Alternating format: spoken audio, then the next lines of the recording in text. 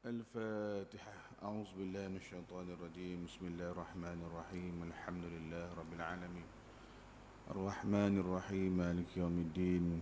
إياك نعبد وإياك نستعين. من الصراط المستقيم صراط الذين أنعمت عليهم غير المغضوب عليهم ولا الضالين آمين.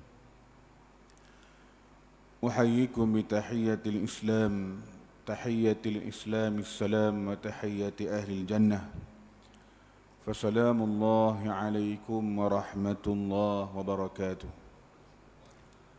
إن الحمد لله نحمده ونستعينه ونستهديه ونستغفره، ونعوذ بالله من شرور أنفسنا ومن سيئات أعمالنا. من يهده الله فلا مضل له، ومن يضلل فلا هادي له.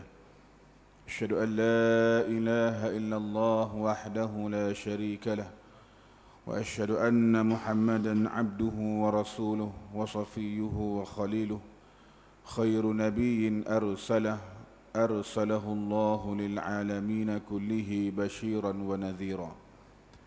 اللهم صل وسلم وبارك وعظم وعنئم على هذا النبي الكريم صلاة وسلاما دائمين متلازمين إلى يوم الدين. وحسبنا الله ونعم الوكيل، ولا حول ولا قوة إلا بالله العلي العظيم.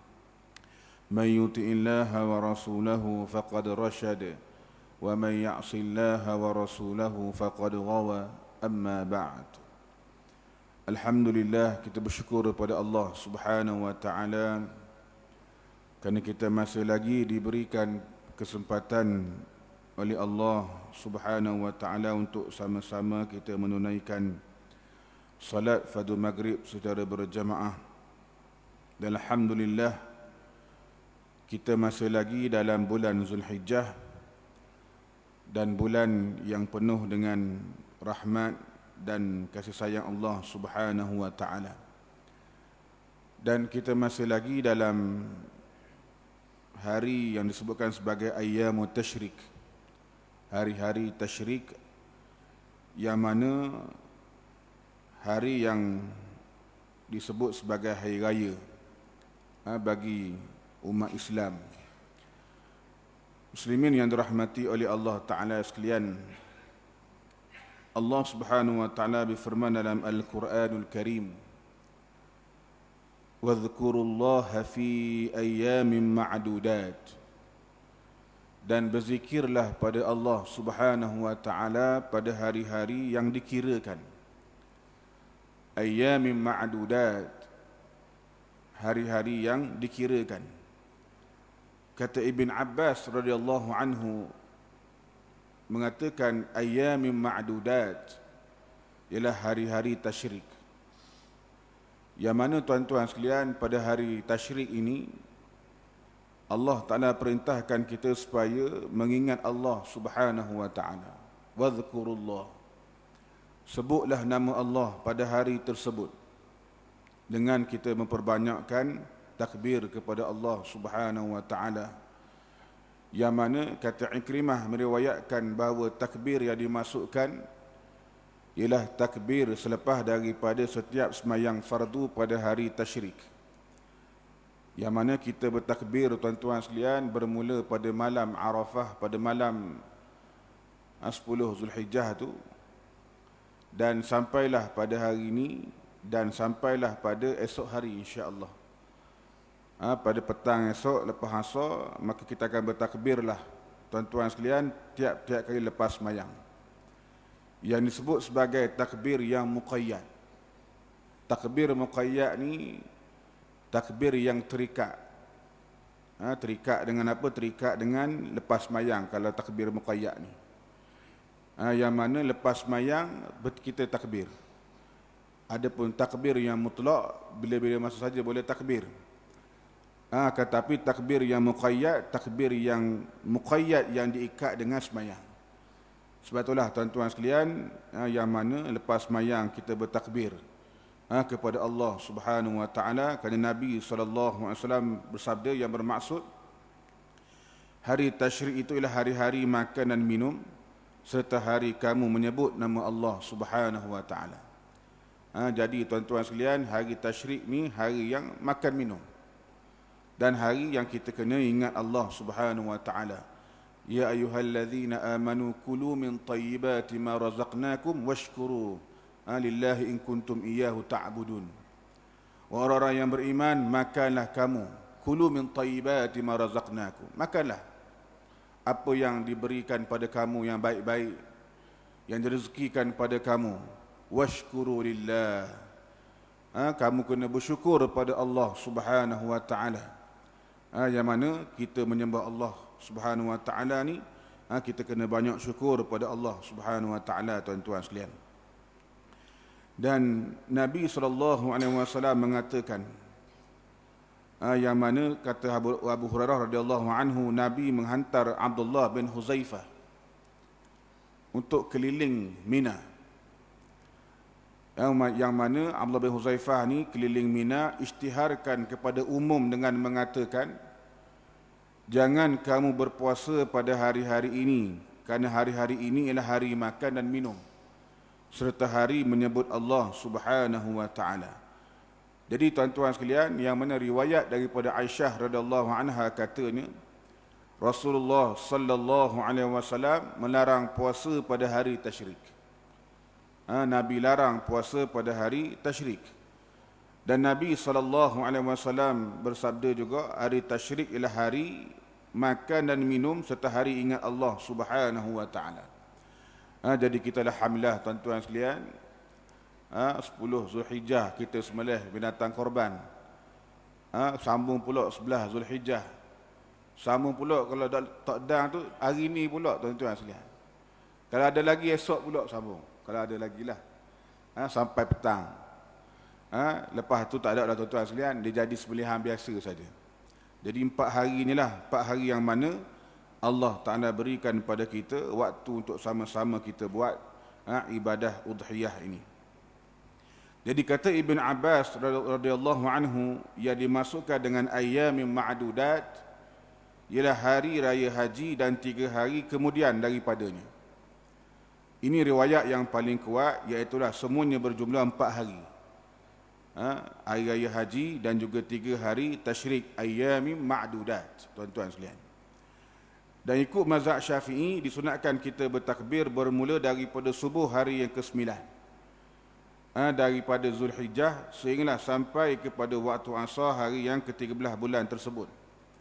Jadi tuan-tuan sekalian, dibolehkan kita korban pada 10 sampailah 13 Zulhijjah, dan korban yang paling afdal korban pada hari ke-10 Zulhijjah. Ini korban yang paling afdal.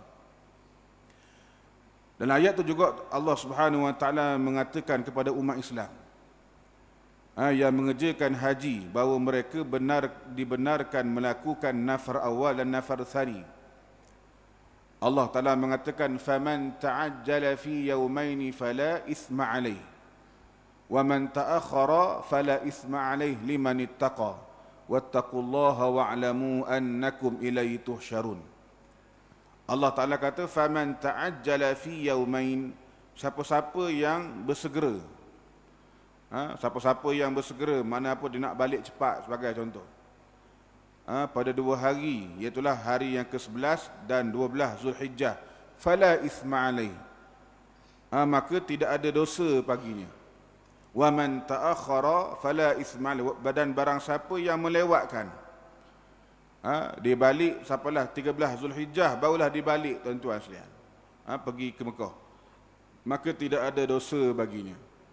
Yang mana orang yang mengerjakan haji, mereka dibenarkan untuk melakukan yang dipanggil sebagai nafar awal dan nafar tsani.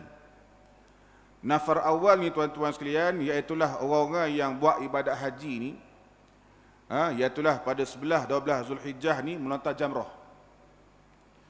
Melontar jamrah, ada jamratul aqabah, al-ula, al-wusta dan juga al-kubra, tuan-tuan sekalian. Jadi melontar jamrah ni yang mana dibenarkan untuk mereka ni buat 2 hari saja. Dibenarkan, mana 11 12. Dilontar jamrah 21 42, cukup 42. maka dibenarkan untuk dia balik. Maknanya balik ke Mekah, tuan-tuan sekalian, pulang ke Mekah. Tanpa ditunggu pada hari yang ke-13 Zulhijjah. Tapi yang lebih afdal, tuan-tuan sekalian, nafar thani, iaitulah dia tunggu sampailah 13 Zulhijjah.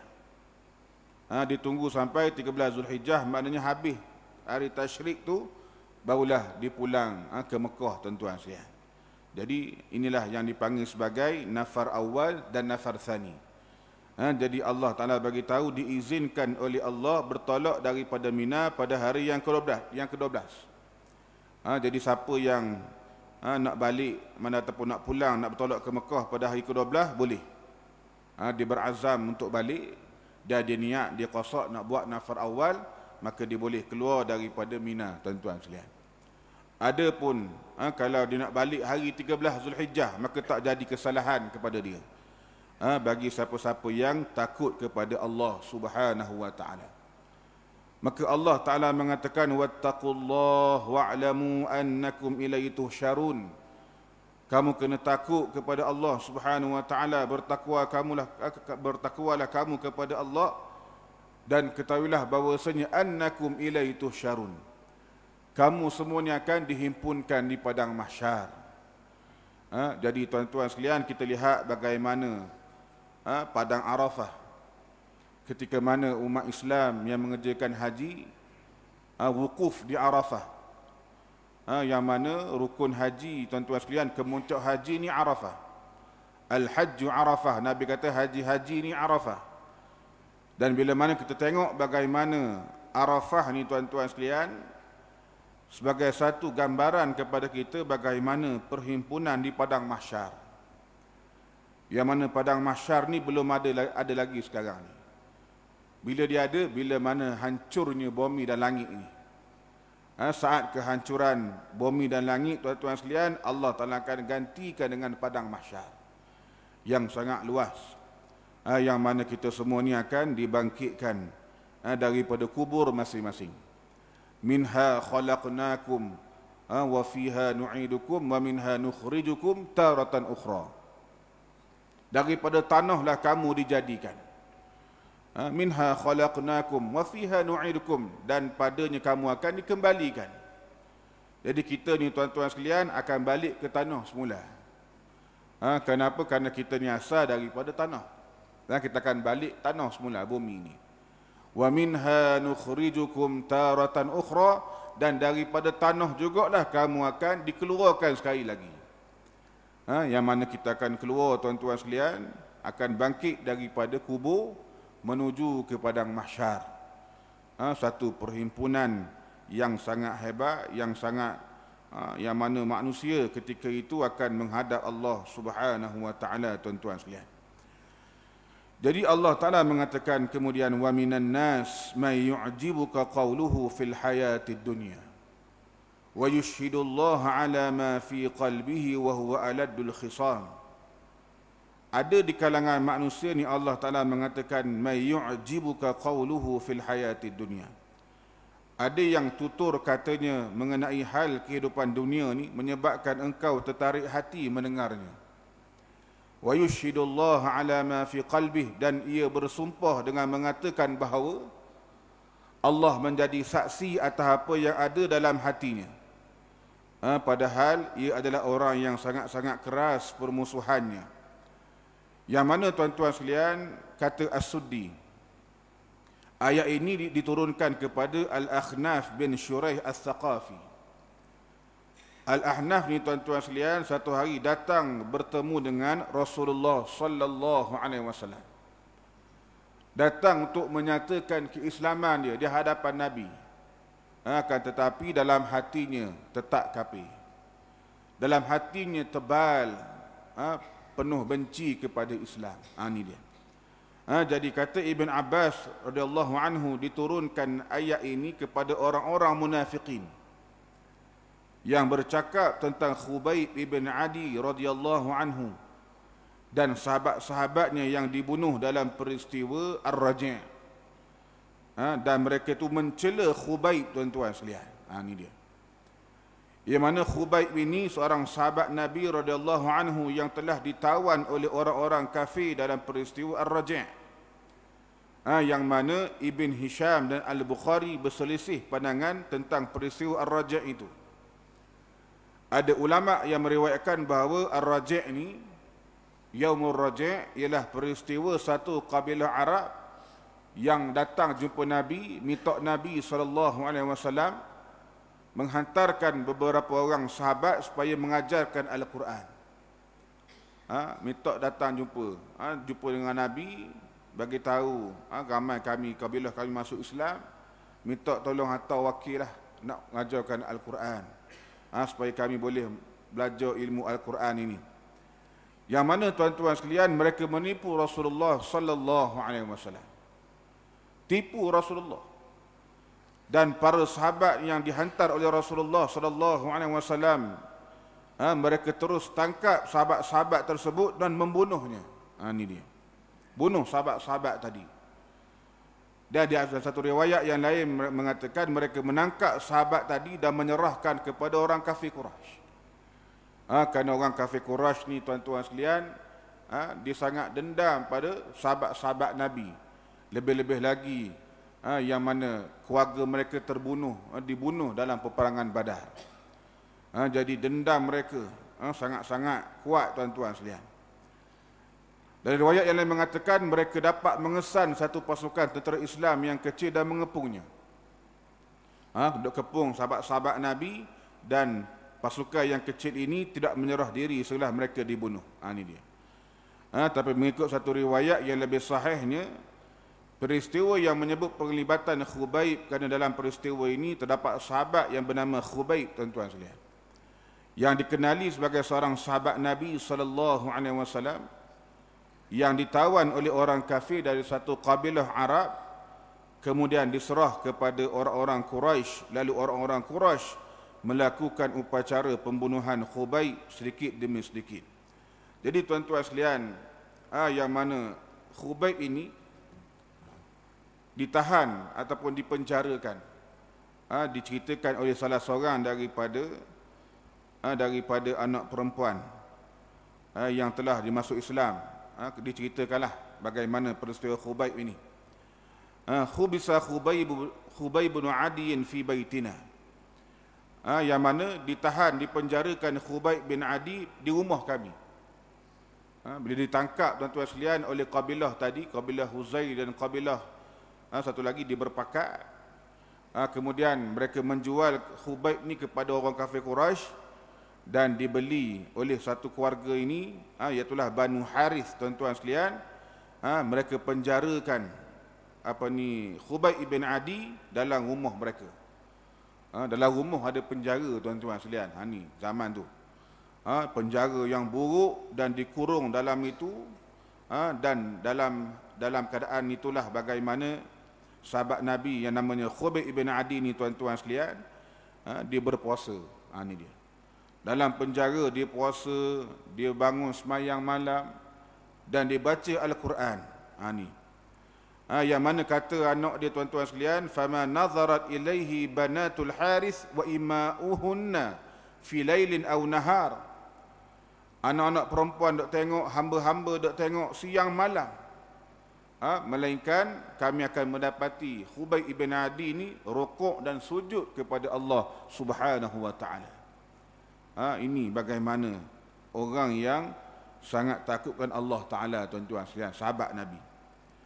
Sama ada dia baca Al-Quran, wa imma qari'an li kitabillah, baca Quran. Dalam penjara baca Quran. Kita tuan-tuan sekalian tak kena penjara pun tak baca Quran. Ni orang dalam penjara ni baca Quran.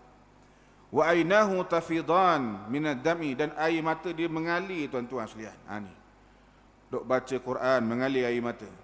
Farraqat lahu qulubuhunna wa kitna yansayna annahu qatala abahunna fi badrin. Siapa anak-anak perempuan hok tengok tu rasa siapa lembut hati mereka. Dok tengok Khubayb baca Quran, siapa mengalir air mata, siapa mereka melupakan bagaimana pembunuhan ayah mereka di perang Badar tuan-tuan sekalian. Ni. Jadi tuan-tuan sekalian, bila mana mereka berazam kaum tadi berazam untuk membunuh Khubayb ibn Adi. Satu hari kata anak perempuan dia ni, sa'alani ay an u'tiyahu sikinan yahliku biha ma yanbaghi ay yahlikahu al-muslim min sya'rihi. Dia Khubayb ni minta satu pisau, tuan-tuan sekalian. Minta pisau untuk dia bercukur. Sebagaimana orang Islam ni dia potong rambut, cukur rambut dia, wa yatanazzafu lil qatli, dan nak bersihkan diri sebelum daripada dibunuh. Ni dia. Fa'ajabtuhu ila talabihi, maka disetujulah, dicarilah pisau, tuan-tuan sekalian. Tak lama kemudian, summa inni ghafaltu an sabiyyin saghirin li, kemudian kata dia, aku lupa ada kanak-kanak kecil ni yang ada dengan aku ni. Duk cari pisau tadi tu, terlupa ada budak seorang duk dengan dia ni, budak kecil, baby lah, boleh mengakak dah. Fadaraja nahwah, duk merangkak, wa jalasa fi hijrihi, dan duduk dalam pangkuan Khubayb ibn Adi radhiyallahu anhu. Fama ra'ani illa an ra'aitu sikin fi yadihi wal ghulam jalisan ala fakhidhihi. Yang mana, tuan-tuan sekalian, dia kata aku bimbang, aku takut sangat. Melainkan kenapa? Tengok bagaimana Khubayb ni ada pisau di tangan dia. Dia bagi dah pisau. Ada pisau di tangan dia, dan budak tadi tu duduk di atas peha dia. Maknanya apa, tuan-tuan sekalian? Bila-bila masa saja boleh bunuhlah budak ni. Ni. Maza sana'tu, apa yang aku buat ni? Dia rasa macam bimbang sangat. Laqad asaba Khubayb bin Adi tha'rahu biqatli ghulami qabla an yuqtal. Dia duk fikir mungkin Khubayb ni akan bunuh anak dia dulu. Akan bunuh anak itu dulu sebelum dia dibunuh. Wa fazi'tu faz'an ra'ahu ala wajhi. Dan dalam keadaan yang sangat terkejut, bagaimana, tuan-tuan sekalian, bila mana Khubayb tengok dia ni sangat, muka dia macam bimbang sangat, maka dia kata, faltafata ilayya fi hunuwin wa rifqin, dalam keadaan yang lemah lembut, dia kata, wa qala atakhshayna an afja'aki bi ghulamiki hadha, adakah kamu bimbang aku akan buat sesuatu apa-apa yang buruk kepada budak ni? Adakah kamu takut sangat? Wallahi ma kuntu li af'ala dhalik, demi Allah aku takkan buat perkara tersebut. Summa ardafa qailan, kemudian dikata lagi, innana ma'syaral muslimin la nulhiqul adha bi ghulamin saghir, sesungguhnya kami orang Islam, orang Islam ni kami takkan buat kejahatan kepada anak-anak kecil macam ni, kami tak buat. Au syaikhin mu'ammarin kabir, ataupun orang sudah tua dah, hak berumur dah, tua, kami takkan bunuh dia. Au rahibin nazara nafsahu lil ibadah, ataupun pendeta-pendeta yang menghabiskan masa dia untuk beribadah, kami takkan ganggu mereka ini. Wa innama nuqatilu man ada alaina, yang mana kami akan membunuh ataupun berperang, memerangi mereka-mereka yang memerangi kami. Wa amila ala ikhrajina an dinina, dan mereka-mereka yang mengeluarkan kami daripada agama kami. Yang ni dia kami perang. Summa qalat wallahi ma ahsabu anna asiran ala wajhil ardi khairun min Khubaybin. Lalu kata perempuan ni, tuan-tuan sekalian, demi Allah, ma ahsabu anna asiran, aku tak pernah menyangka ada tawanan di atas muka bumi ni yang lebih baik daripada Khubayb ibn Adi radhiyallahu anhu. Ni dia, tuan-tuan sekalian. Bagaimana akhlak sahabat Nabi yang namanya Khubayb tadi tu. Laqad ra'aituhu wallahi ya'kul min 'unuqi inabin kabir. Kata dia, sesungguhnya aku telah melihat, demi Allah, dia memakan daripada anggur-anggur yang besar. Ma waqa'a aynaya ala mithli, mataku tak pernah tengok anggur macam ni. Tak pernah tengok sebelum ni. Wa ma fil ardi ardillah yauma idzin inabun yu'kal, dan pada kali itu, pada hari itu, pada musim tu tak ada lagi buah anggur hak tumbuh yang dimakan, tuan-tuan sekalian. Tak ada lagi. Macam mana Khubayb ni boleh makan anggur hak besar pula? Di Mekah pula tak ada lagi anggur masa tu.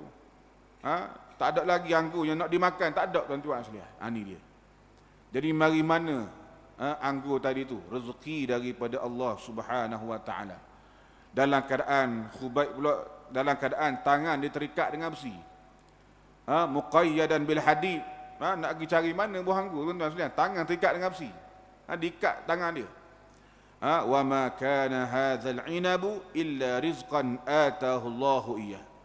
Yang mana rezeki ni tuan-tuan sekalian, anggur tadi tu tak lain tak bukan datang daripada Allah Subhanahu wa taala. Sebab tu kita ni tuan-tuan sekalian, bila mana bertakwa pada Allah, Allah Taala akan berikan rezeki pada kita yang tak disangka-sangka. Wa may yattaqillah yaj'al lahu makhraja wa yarzuqhu min haitsu la yahtasib. Siapa-siapa yang bertakwa pada Allah Subhanahu wa taala, yang takut pada Allah, Allah Taala akan jadikan tempat keluar untuk dia. Dan Allah Taala akan berikan pada dia rezeki yang tak disangka-sangka. Ini dia.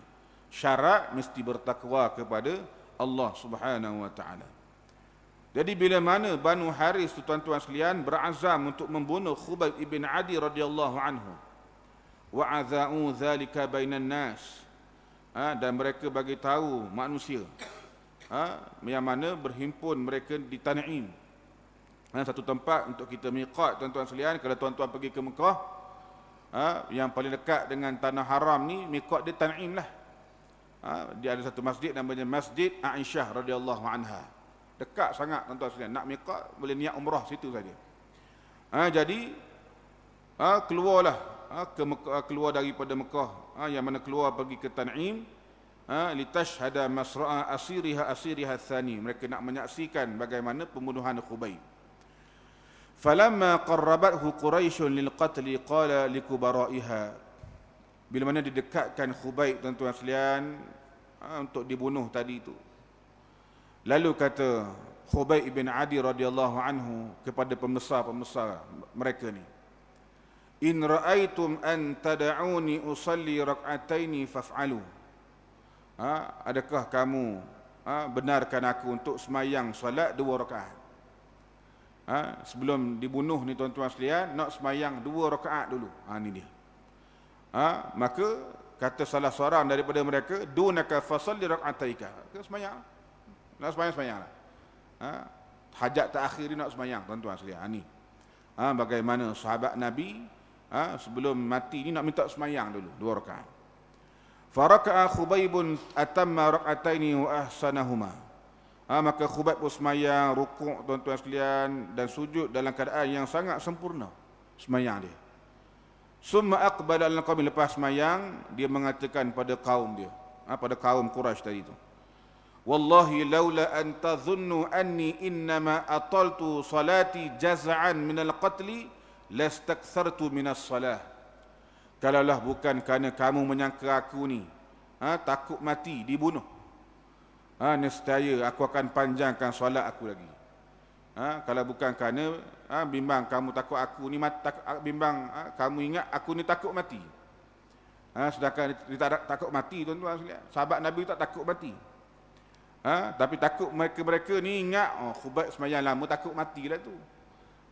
Jadi tuan-tuan sekalian, dia kata kalaulah tidak kerana kamu menyangka aku semayang ni kerana bimbang aku panjangkan semayang ni kerana takut mati, tuan-tuan sekalian, nescaya aku akan panjang lagi semayang aku ni. Kemudian rafa'al qaumu Khubayb bin Adiyin ila khashabi salbi. Kemudian mereka pun mengangkat Khubayb ni disalib di satu tiang tuan-tuan sekalian, dan mereka pun nak bunuh Khubayb bin Adi radhiyallahu anhu. Maka sebelum tu Khubayb berdoa kepada Allah Subhanahu wa taala, Allahumma inna qad ballaghna risalata nabiyyik faballighhu al-ghadah ma yusna'u bina. Summa da'a ala musyriki Quraisyin faqala Allahumma ahsi kuffara Quraisyin adada waqtulhum badada wala tughadir minhum ahada.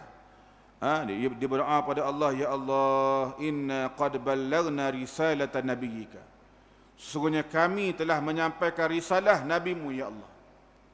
Faballighhu al-ghadata ma yusna'u bina, ya Allah, tolong sampaikan kepada nabi apa yang telah dibuatkan kepada kami. Allahu Akbar. Minta sampaikan kepada Nabi apa yang telah mereka buat pada kami. Sahabat-sahabat Nabi yang telah mati dibunuh, tuan-tuan sekalian, dalam peristiwa Yaumur Raji' tadi. Kemudian dia berdoa, kata kaum musyrikin Quraisy, ya Allahumma ahsi kuffar Quraisyin adada. Ya Allah, yang mana bunuhlah kufar Quraisy ni, jangan tinggalkan mereka walaupun seorang, tuan-tuan sekalian. Waqtuluhum badada, bunuhlah mereka ini, wala tughadir minhum ahada, jangan biarkan seorang pun terlepas. Ini doa dia. Bila mana Abu Sufyan mendengar doa itu, tuan-tuan sekalian, alqa ibnahu Muawiyah 'alal ardi faraqan. Siapa dia lepo anak dia Muawiyah ke tanah, tuan-tuan sekalian. Kenapa? Takut dengan doa tadi itu. Ni tak sedar. Siapa lepo anak Muawiyah tadi itu? Kenapa? Takut dengan doa yang telah didoa oleh Khubayb ibn Adi radhiyallahu anhu. Kemudian dibunuh, tuan-tuan sekalian. Maka Khubayb lah orang yang terakhir yang dibunuh dalam peristiwa Ar-Raji', setelah daripada 5 orang sahabat-sahabat Nabi tadi yang telah mati dibunuh dalam peristiwa Ar-Raji'. Jadi tuan-tuan sekalian, yang mana kata ulama, tuan-tuan sekalian, amalan yang dilakukan oleh sahabat Nabi itu, Khubayb tadi itu, termasuk sunnah. Kenapa? Kerana beliau melakukan semasa zaman Nabi SAW. Dia buat pada zaman Nabi dan tidak ada teguran daripada Nabi SAW. Ini dia. Di samping Khubayb adalah seorang sahabat yang alim. Sahabat Nabi yang alim dan diampun dosanya oleh Allah Subhanahu Wa Taala. Jadi Khubayb ni, tuan-tuan sekalian, orang yang pergi perang Badar, pergi perang Uhud, yang mana dia juga seorang sahabat yang alim. Jadi bagaimana yang apa yang dibuat oleh sahabat mesti diakui oleh kita tanpa kita pertikaikan lagi. Jadi tuan-tuan sekalian, orang-orang munafikin ini, mereka memperkecilkan apa yang dilakukan oleh Khubayb. Ini dia. Benda hak Khubayb buat ni, tuan-tuan sekalian, mereka perkecilkan. Mereka bagi tahu benda yang Khubayb buat ni benda hak bukan benda besar lah. Ni orang-orang munafikin. Yang orang munafikin ni, tuan-tuan sekalian, mereka bercakap bahawa tidak perlu susah ataupun tidak perlu menempah maut dalam perjuangan menegakkan Islam ini. Ini orang munafikin. Bagi mereka duduk diam lebih selamat lagi. Lebih baik duduk diam, duduk dalam rumah ke, lebih ada faedah daripada memperjuangkan agama Allah Subhanahu Wa Taala. Ini orang-orang munafikin. Dan orang munafikin ni, tuan-tuan sekalian, mereka sentiasa mengejek orang-orang yang beriman, yang berjuang bersama dengan Rasulullah sallallahu alaihi wasallam di medan peperangan. Sama ada ejek orang-orang beriman ini, dan mereka mengatakan orang beriman ini sengaja mencari susah. Sengaja mencari susah, sedangkan mereka orang-orang beriman ni boleh tinggal diam dalam rumah ataupun beribadat di masjid. Ini dia. Jadi cari susah sebab apa? Dia kata pada orang beriman. Jadi tuan-tuan sekalian, mereka memperkecilkan bagaimana kesyahidan Khubayb tadi. Lalu bersempena dengan peristiwa itu, Allah Ta'ala turunkan ayat yang kita bacakan tadi. Wa minan nas may yu'jibuka qawluhu fil hayatid dunya wa yushhidullaha ala ma fi qalbihi wa huwa aladul khisam. Terdapat di kalangan manusia orang yang kamu dengar cakap mereka elok. Cakap manis, cakap elok. Tuan-tuan sekalian, tapi hati mereka amat jahat. Dan dalam hati mereka ni ada sifat bermusuhan yang amat tebal terhadap Nabi sallallahu alaihi wasallam. Nampak baik, tuan-tuan sekalian, nampak bagus Islam mereka ni.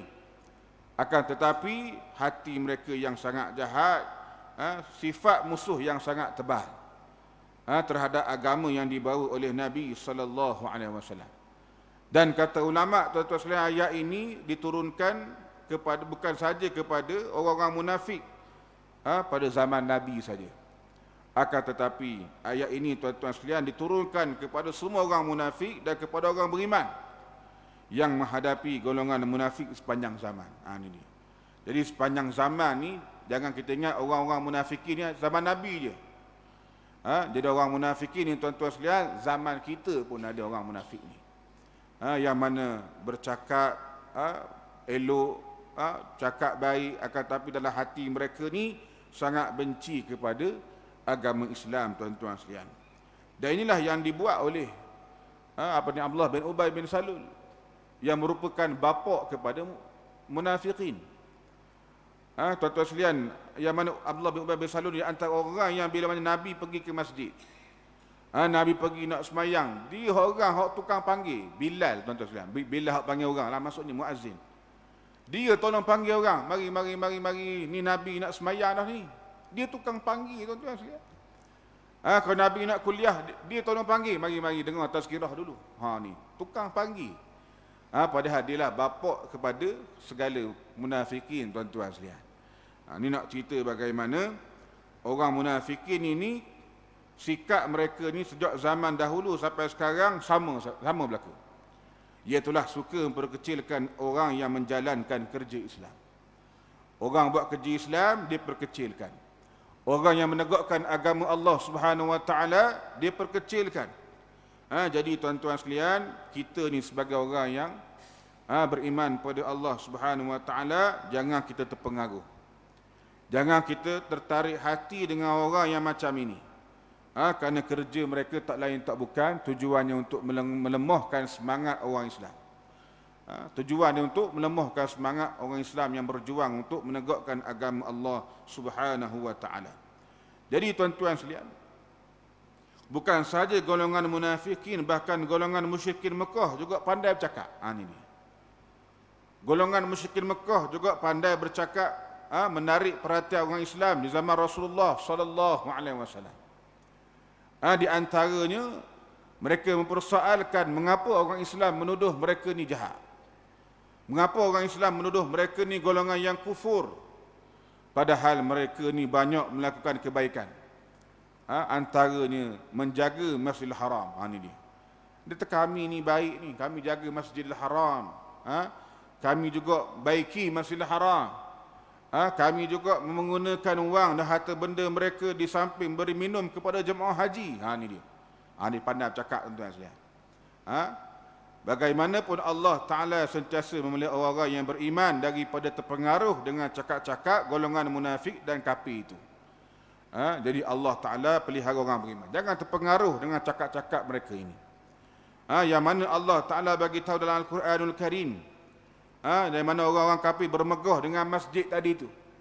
Allah Ta'ala mengatakan, aja'altum siqayatal haji wa imaratal masjidil haram kaman amana billahi wal yawmil akhir wa jahada fi sabilillah la yastawuna 'inda Allah wallahu la yahdil qaumadh zalimin. Adakah kamu jadikan memakmurkan Masjidil Haram, memberi minum jemaah haji sama dengan orang yang beriman dengan Allah Ta'ala dan hari akhirat? Sama dengan orang yang berjihad pada jalan Allah Subhanahu Wa Ta'ala? Allah Ta'ala kata la yastawuna 'inda Allah, tak sama di sisi Allah Subhanahu Wa Ta'ala. Dan Allah Ta'ala tidak akan memberikan petunjuk kepada orang-orang yang zalim. Jadi Allah Ta'ala dedahkan bagaimana perangai orang munafikin ini, yang perkecilkan pengorbanan yang dilakukan oleh Khubayb bin Adi radhiyallahu an. Yang dengan berpura-pura kononnya mereka adalah orang Islam, akan tapi memperkecilkan kerja yang dilakukan oleh orang Islam, tuan-tuan sekalian. Jadi Allah Ta'ala turunkan ayat ini, wa minan nas may yu'jibuka qawluhu fil hayatid dunya. Ada di kalangan manusia orang yang kamu kagum, takjub dengan cakap mereka di atas dunia ni. Jadi tuan-tuan sekalian, yang mana mereka ni tuan-tuan sekalian, wa idza ra'aitahum tu'jibuka ajsamuhum, dalam Quran pun sebut. Idza ra'aitahum tu'jibuka ajsamuhum, kalau kamu tengok orang munafikin ini, kamu akan kagum dengan tubuh badan mereka. Kamu akan kagum dengan percakapan mereka. Ini yang bahaya, tuan-tuan sekalian. Sebab tu Allah Ta'ala mengingatkan kita bagaimana orang-orang munafikin ini, mereka ni yang mana ada niat yang jahat kepada orang Islam. Dan kata ulama, tuan-tuan sekalian, yang mana setengah-setengah kitab zaman dahulu, yang mana di mana Abdullah bin Ubay ni adalah hamba yang lidahnya manis. Manis daripada madu. Ni dia. Lidah dia manis daripada madu. Mana cakap sedap tuan-tuan sekalian. Tapi hatinya lebih pahit daripada jadam. Hati dia pahit daripada jadam. Dia pakai di hadapan manusia pakaian seekor kambing yang amat lembut. Ni depan orang pakai pakaian lembut-lembut. Tapi pada hakikatnya tuan-tuan sekalian, dia ni seekor binatang buas. Macam singa lah. Yang sentiasa mencari peluang untuk mencengkam mangsanya. Jadi tuan-tuan sekalian, Allah Ta'ala menceritakan bagaimana orang-orang munafikin ini ada mempunyai percakapan yang menakjubkan. Tetapi Allah Subhanahu Wa Ta'ala menyaksikan apa yang dalam hati mereka ini, bahawa mereka ini manusia yang sangat bermusuh dengan Islam. Dalam hati musuh dengan Islam. Jadi tuan-tuan sekalian, oleh kerana orang-orang munafikin ini, munafik ni simpan dalam hati. Jadi tak boleh kita nak tuduh orang tu munafik. Kecuali kita tidak sekiranya kita tidak mengetahui apa yang dalam hati dia, dalam hati dia, kecuali mereka menzahirkan sifat-sifat dia. Di samping menedahkan penipuan seperti Abu Amir Ar-Rahim. Jadi tuan-tuan sekalian, benda-benda nifak ni dalam hati. Jadi kita tak tahulah kenapa nahnu nahkum bil-zawahir wallahu yatawalla as-sarair. Kita ni berhukum mengikut apa yang zahir saja. Allah Ta'ala yang tahu apa yang dalam hati kita. Jadi tuan-tuan sekalian, melainkan mereka menzahirkan sifat-sifat mereka ini. Ini dia. Dan pada masa Islam, tuan-tuan sekalian, dia dan kawan-kawannya dianggap baik semuanya. Abdullah bin Ubay bin Salul ni. Kenapa? Kerana mereka dikenali sebagai penganut Islam. Dan tidak ada bukti yang menunjukkan sikap mereka yang sebaliknya. Ini dia. Batu tu nampak bagus belaka, tuan-tuan sekalian. Kalau kita merasa ragu terhadap keislaman mereka, kita tidak perlu memberi sesuatu yang mustahak kepada mereka, tetapi kita tidak boleh membuat tuduhan sebarangan dengan harapan supaya mereka sedar dan insaf ke atas segala kesalahan mereka. Di peringkat awalnya, golongan yang buat masjid Dirar ini dilayan dengan baik. Ini dia. Sampai tahap orang-orang munafikin yang tuan-tuan sekalian, mereka tak nak supaya sahabat-sahabat ni pergi perang Tabuk. Apa yang mereka buat? Bina masjid yang namanya Masjid Dirar. Ini dia. Masjid juga dari Masjid Dirar. Masjid ni tujuan apa? Memecah belahkan umat Islam, tuan-tuan sekalian. Ini. Jadi pada awalnya mereka buat Masjid Dirar, dilayan dengan baik. Tiba-tiba mereka membuat masjid tanpa diberitahu kepada Rasulullah sallallahu alaihi wasallam. Buat masjid tak bagi tahu Nabi, tuan-tuan sekalian. Dah siap baru bagi tahu ke Nabi sallallahu alaihi wasallam. Jemput Nabi rasmi masjid tu. Masa buat tak nak kabur. Bila dah siap baru panggil Nabi, jemput Nabi rasmi masjid ni. Ni dia. Tujuan apa, tuan-tuan sekalian? Tujuan dia untuk mengelirukan orang Islam. Sehingga orang Islam menjadi kelang kabut. Ni dia. Jadi pening orang Islam, kelang kabut ketika itu. Mana pada peringkat awalnya, iaitulah ketika Rasulullah sallallahu alaihi wasallam tidak mengetahui bahawasanya itulah perangkap golongan munafikin terhadap diri Nabi sallallahu alaihi wasallam. Peringkat awal Nabi tak tahu tu perangkap golongan munafikin. Nak perangkap Nabi, nak perangkap Islam, sehingga Allah Taala turunkan ayat lepas balik dari perang Tabuk. Untuk menjelaskan kedudukan sebenarnya masjid itu dan golongan munafikin. Allah Taala mengatakan walladzina ittakhadhu masjidan dirara wa kufran wa tafriqan bainal mu'minin wa irsadan liman haraba Allah wa rasulahu min qabl wa la yahlifunna in aradna illa al-husna wallahu yashhadu innahum lakadzibun. Allah Taala mengatakan walladzina ittakhadhu masjidan dirara, dan orang-orang yang menjadikan masjid untuk memberikan kemudaratan. Masjid Dirar ni masjid yang memberikan kemudaratan. Nama Masjid Dirar, tuan-tuan sekalian. Jangan nama Masjid Dirar. Pening kepala kita. Masjid Dirar. Nama molek-molek lah, tuan-tuan sekalian, nama masjid ni. Masjid Hasanah ke. Kan? Jangan buat Masjid Dirar. Mentang-mentang dalam Quran Masjid Dirar, Masjid Dirar. Sedangkan Masjid Dirar ni masjid yang untuk memberi kemudaratan kepada orang Islam. Wa tafriqan bainal mu'minin, dan mempunyai tujuan kekufuran di samping untuk memberi peluang sebagai tempat pengintipan bagi orang-orang yang beringat Allah dan Rasulnya. wa irsadan liman haraballaha wa rasulahu min qabl. Dan demi sesungguhnya mereka itu bersumpah bahawa apa yang mereka buat itu baik. Ini dia. Mereka bersumpah wala yahlifunna in aradna ila al-husna. Mereka mengatakan apa yang mereka buat itu adalah baik. Wallahu yashhadu innahum lakadzibun. Allah mengatakan, Allah Taala menyaksikan apa yang mereka buat itu adalah bohong semata-mata. Jadi tuan-tuan sekalian, bagaimana dua ayat yang kita bacakan pada malam ini berkenaan dengan bagaimana yang pertama iaitulah hari tasyrik. Tuan-tuan sekalian, kita kena banyak ingat Allah Subhanahu Wa Taala. Dan yang kedua berkenaan dengan bagaimana orang munafikin ini memperkecilkan jihad yang telah dibuat oleh sahabat Nabi sallallahu alaihi wasallam, iaitulah kepada Khubayb bin Adi radhiyallahu anhu, yang mana sanggup berjuang untuk Islam dan mati semata-mata untuk menegakkan agama Allah Subhanahu Wa Taala.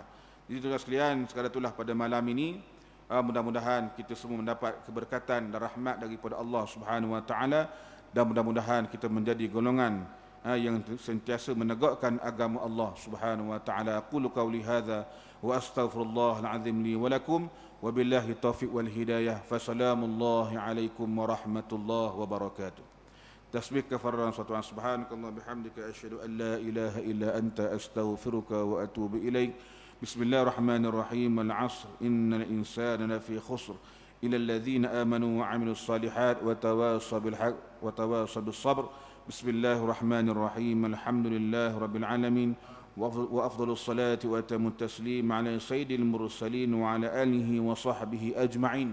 اللهم علمنا ما ينفعنا وانفعنا بما علمتنا وزدنا علما من كرمك يا أكرم الأكرمين. ربنا آتنا في الدنيا حسنة وفي الآخرة حسنة وقنا عذاب النار. وصلى الله على سيدنا محمد وعلى آله وصحبه أجمعين والحمد لله رب العالمين. تقبل الله منا ومنكم.